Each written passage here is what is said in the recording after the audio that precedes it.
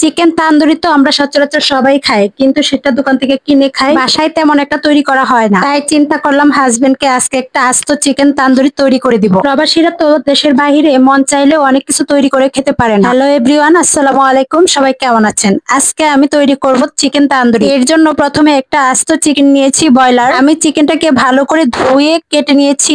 আমি 4 পিস করে নিয়েছি, কারণ যেন মশলাগুলো ভালো করে ভিতরে ঢোকে। আর ওই যে দেখেন চিকেনের গায়ে হালকা হালকা দাগ কেটে নিয়েছি, যেন মশলাগুলো ভালো করে ভিতর পর্যন্ত যেতে পারে। তারপর একটা বোলে আমি চিকেন গুলাকে নিয়ে তার মধ্যে আদা রসুন পেস্ট, সাথে আমি কাঁচা মরিচের পেস্ট দিয়েছি, আর তান্দুরি মশলা দিয়েছি, tomato ketchup, soya sauce, oyster sauce, আরো অনেক পরিমাণ মতো লবণ দিয়েছি। লবণ একটু কম দিয়েছি কারণ সসে লবণ আছে। আর দিয়েছি সরিষার তেল। আমি এখানে আরেকটা জিনিস অ্যাড করেছি, সেটা ভিডিও ক্লিপ নিতে ভুলে গেছি। সেটা হলো জলপাইয়ের আচার। আমি এখানে আচার অ্যাড করি যেন একটু ফ্লেভারটা ভালো আসে। এখন আমি চিকেনটাকে ভালো করে মেরিনেট করে ঘন্টাখানিক ফ্রিজে রেখে দিব।